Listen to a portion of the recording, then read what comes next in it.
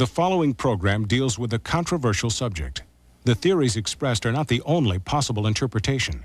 The viewer is invited to make a judgment based on all available information. Tonight on Sightings, reincarnation. Is there another life after death? I was a crew member on the Titanic. The latest hypnotherapy breakthroughs could make you a believer in past lives. Then, if your travel plans bring you anywhere near this highway, think again. At that particular day, there were 15 who died. What deadly curse haunts this stretch of road? And our ongoing hunt for proof of ghosts takes our team of investigators to 2 new paranormal hotspots. Oh my God, it's going off the scale. No, right as I was coming over here, it went off the scale. You just have to say there's something extraordinary going on here. At that point, it started to appear. They had large, dark eyes, claw-like hands. I began sensing and knowing and feeling. I do believe in life after death. I mean, I've been there. We have not scratched the surface of what the mind can do. It's a connection with the unknown.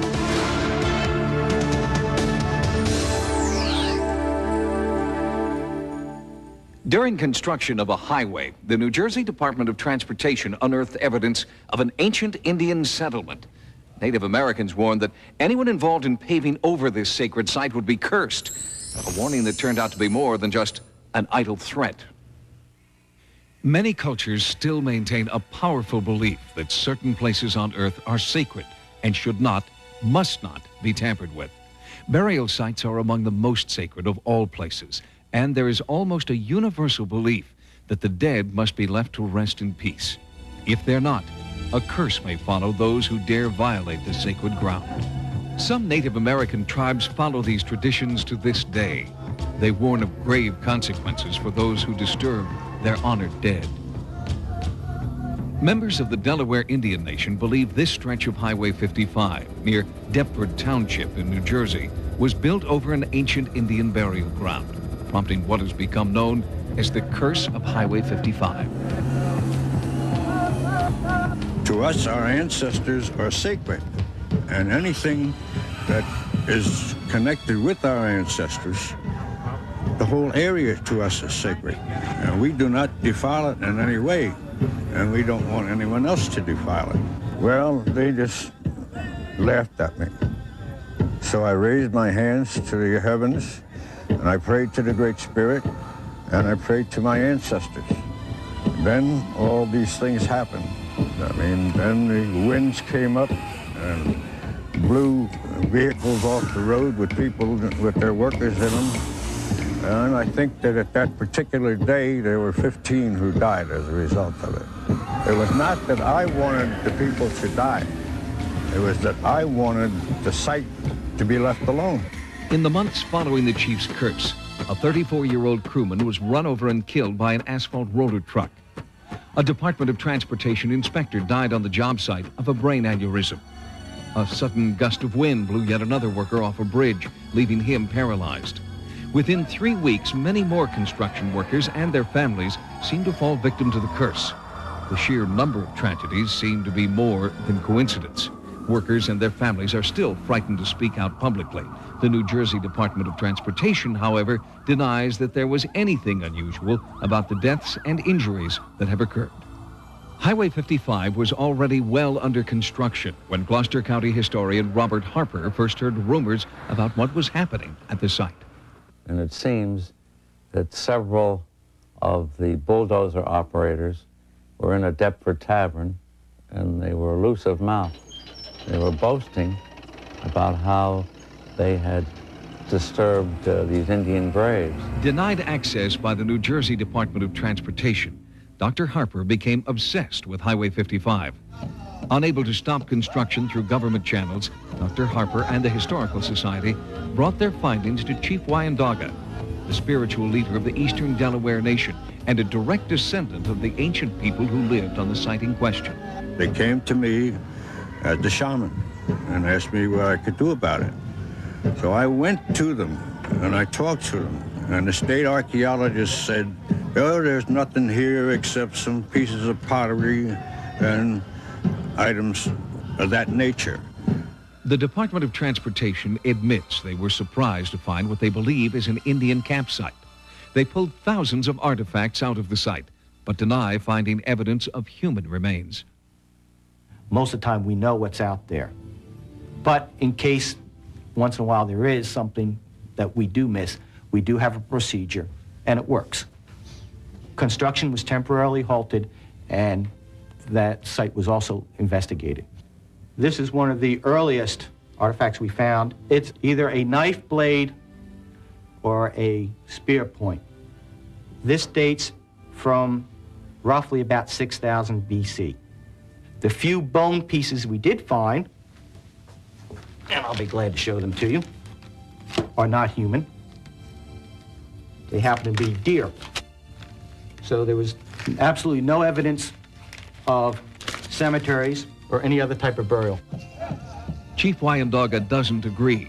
He believes the site is sacred, and anyone who disturbs it is cursed. I said, if there was a village, then within 100 yards in one direction or the other, there would have to be a burial site, because after all, they didn't have horses, they didn't have any other means of transportation, so they had to carry the body and bury it. The soils are fairly acidic, and organic remains do not last very long, 200-300 years tops, before they completely disintegrate into the soil. So I said, well, even if there's no bones left, there still was a burial site. So how do you know? I said, how do I know? I said, these are my ancestors. That's how I know. The bones are no longer there. The descendants are no longer there. We do not know if somebody was buried there or not.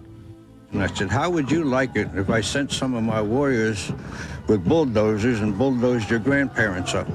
What's done has been done. And what's been done can't be undone. Highway 55 has been completed. Whether or not it was built on sacred Delaware Indian burial ground may never be known, but there are still disturbing questions. Is there a connection between Wyandotte's curse and the documented tragedies that occurred along Highway 55? And will the curse continue to claim victims here? As far as I was concerned, it wasn't a curse. It was a prayer. I prayed to the Great Spirit, and he answered me.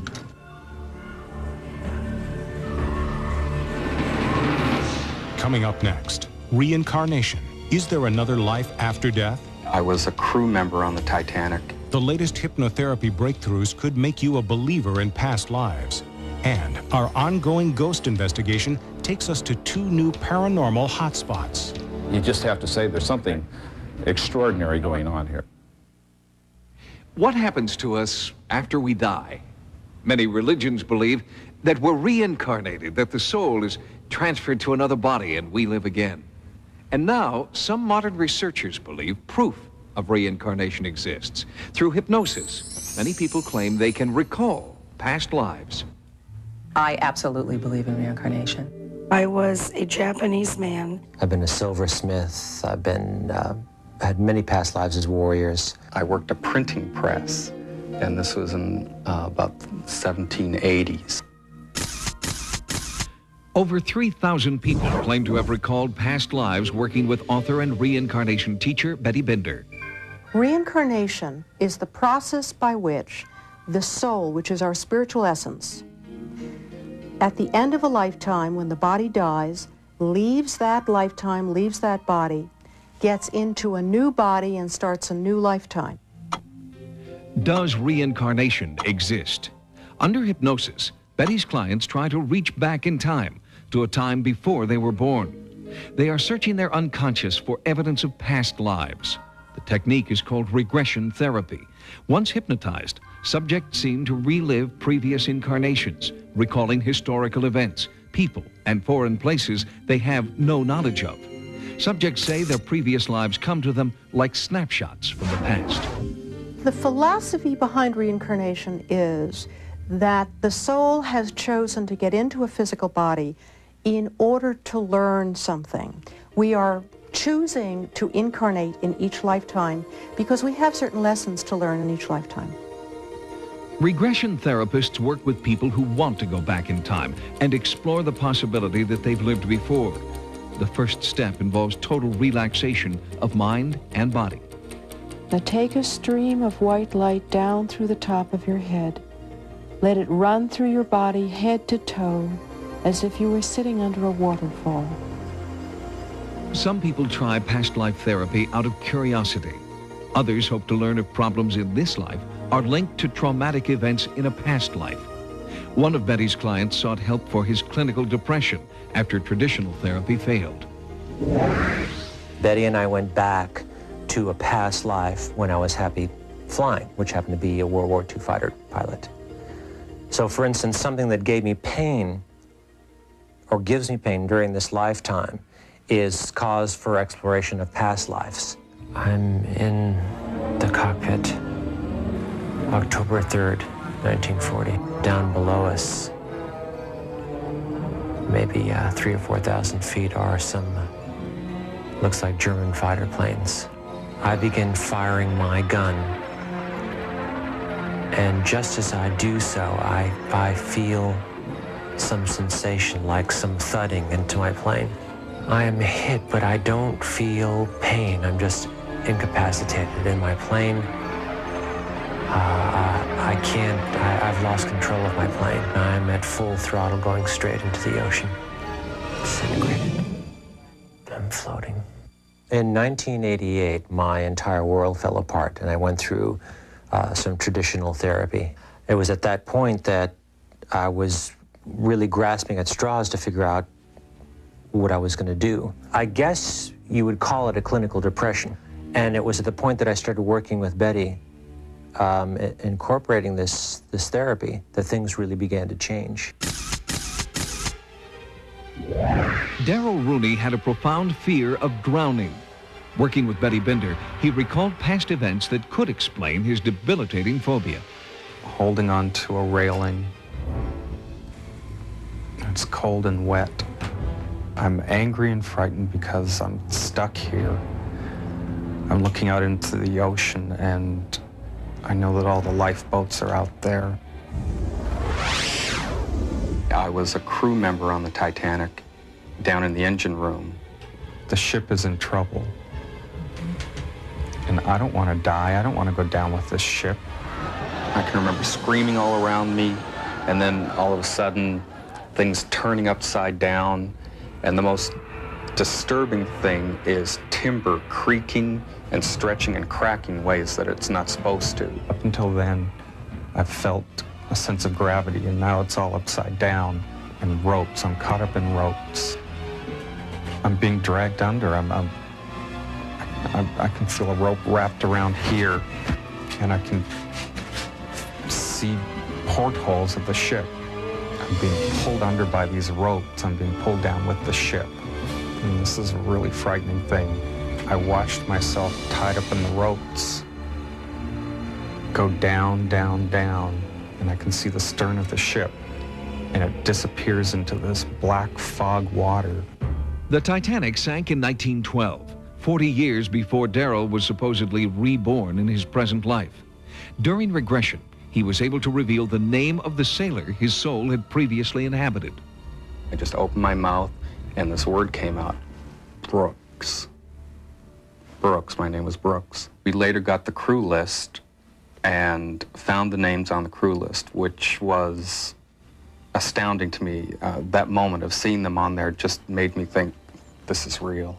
Darrell has drowned in 3 past lives that I'm aware of, and they were all in the middle of an ocean, and they were all one after another. His death scene is a very profound one because he had not expected to die. It was not his intention as a soul. He was furious. There was all of this terror and all of this emotion during the regression talking about this. And the minute that I separated, all the emotion went away.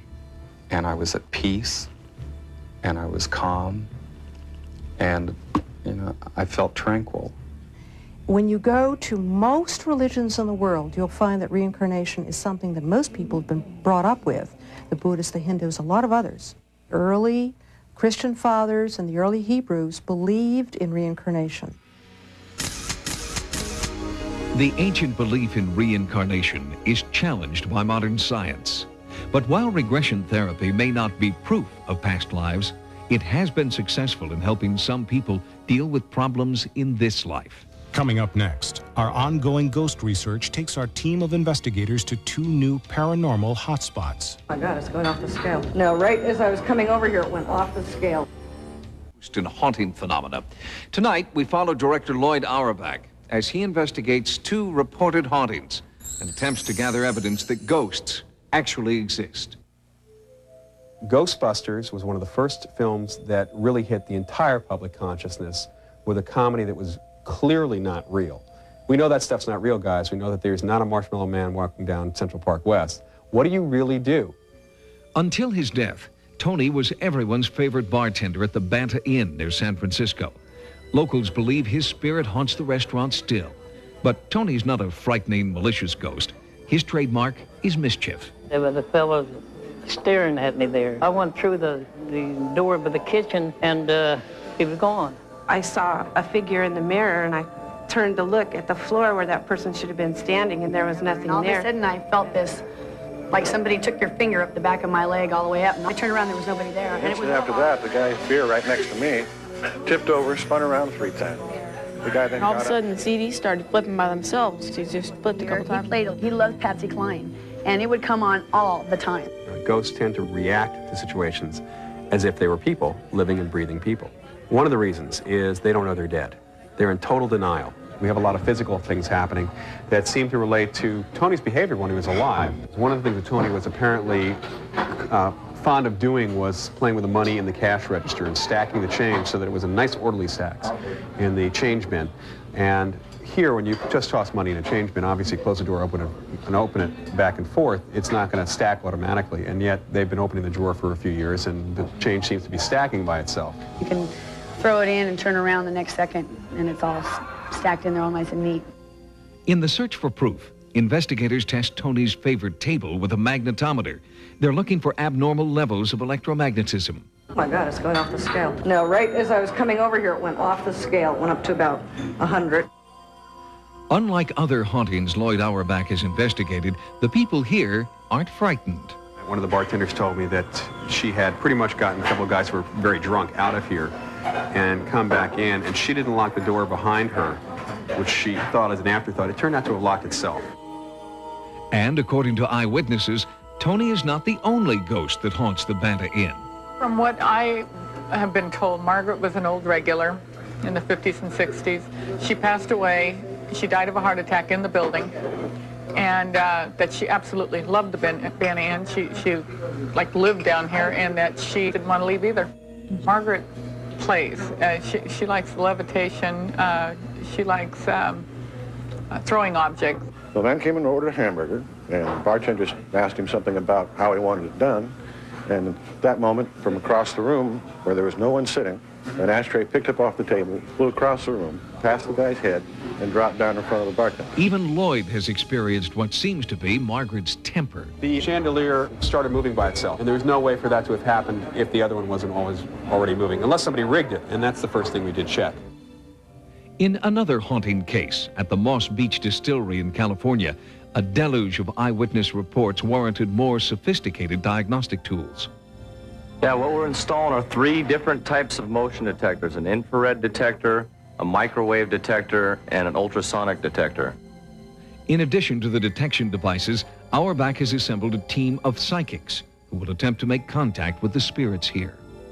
You may have a lot of person witnesses, but no camera witnesses to objectify the actual phenomena that's going on. Photographic evidence doesn't exist, and there are no good photographs because we're dealing with a purely mental phenomenon where the ghost is somehow transmitting an image into your brain and bypassing the eyes altogether. Apparently, it was built as a residence to begin with. There was a garage downstairs, and then it became a booming restaurant and a bordello, we think. There was a piano player here, and every evening a beautiful woman wearing blue would come to listen to him play, and apparently they were having an affair. The only problem was that she was married, and her husband was very jealous. And one night they were all here at the same time, and a fight broke out, and they ended up on the beach. and a stabbing took place, and apparently the lady in blue, was killed. And then she came back here to haunt the place. The blue lady is quite comfortable with us, and we're comfortable with her. We'll protect her, I think, as much as we can. She pulls a lot of pranks. I guess one that I can remember is the funniest is that a waitress in the kitchen towards the end of the evening got smacked in the rear end with a spatula, and there was nobody in the kitchen. We recently installed a heating and air conditioning system, and I spent the better part of one day programming these thermostats so they would go on precisely the time pre-designated and so forth. The very next day, I came into the restaurant and every single setting on the thermostat had been changed. And it would take at least 30 minutes for somebody to do that if you knew how to do it and if you knew how to unlock it. Coffee machines will turn on all by themselves and start dumping coffee out. At one point or another, I think everyone on our waitstaff has heard someone calling their name. I think it's just mischief. She probably gets bored and likes to play a couple of pranks. Let us know that she's around. Despite their battery of detection devices and psychic input, the Blue Lady of Moss Beach did not appear during their investigation. But Lloyd Auerbach is encouraged by the data that has been collected.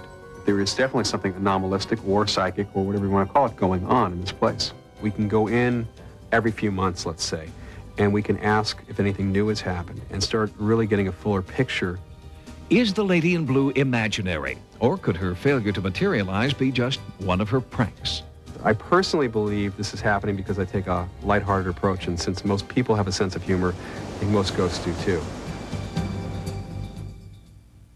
Thanks for joining us. For Sightings, I'm Tim White. Good night. Is Princess Di the victim of an uncaring and unfaithful husband? Are her alleged suicide attempts really a desperate cry for help? Next Friday, Fox takes you behind the closed gates of Buckingham Palace to uncover the truth behind the shocking rumors about Princess Diana. Di, prisoner in the palace.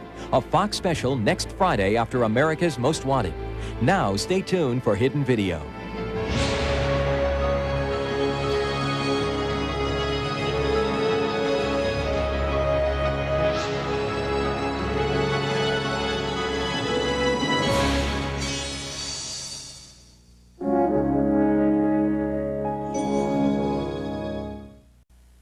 The following program deals with a controversial subject.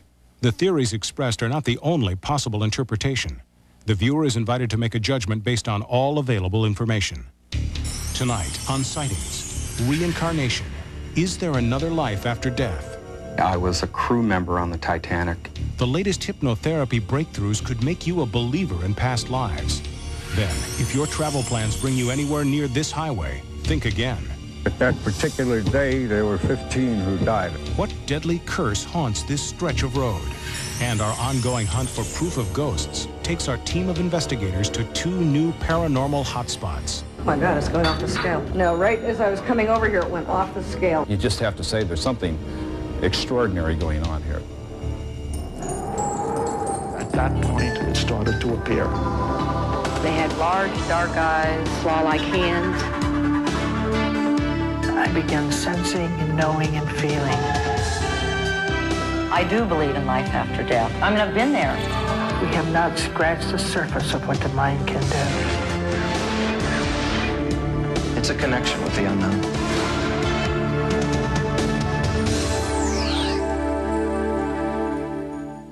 During construction of a highway, the New Jersey Department of Transportation unearthed evidence of an ancient Indian settlement.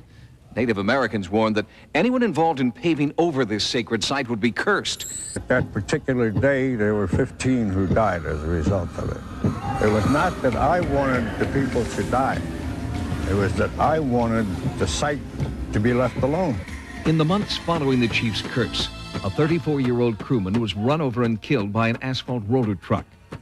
A Department of Transportation inspector died on the job site of a brain aneurysm. A sudden gust of wind blew yet another worker off a bridge, leaving him paralyzed. Within 3 weeks, many more construction workers and their families seemed to fall victim to the curse. The sheer number of tragedies seemed to be more than coincidence. Workers and their families are still frightened to speak out publicly. The New Jersey Department of Transportation, however, denies that there was anything unusual, prompting what has become known as the curse of Highway 55. To us, our ancestors are sacred, and anything that is connected with our ancestors, the whole area to us is sacred. And we do not defile it in any way, and we don't want anyone else to defile it. Well, they just laughed at me. So I raised my hands to the heavens, and I prayed to the Great Spirit, and I prayed to my ancestors. Then all these things happened. I mean, then the winds came up and blew vehicles off the road with people, with their workers in them. And I think that a warning that turned out to be more than just an idle threat. Many cultures still maintain a powerful belief that certain places on Earth are sacred and should not, must not be tampered with. Burial sites are among the most sacred of all places, and there is almost a universal belief that the dead must be left to rest in peace. If they're not, a curse may follow those who dare violate the sacred ground. Some Native American tribes follow these traditions to this day. They warn of grave consequences for those who disturb their honored dead. Members of the Delaware Indian Nation believe this stretch of Highway 55 near Deptford Township in New Jersey was built over an ancient Indian burial ground.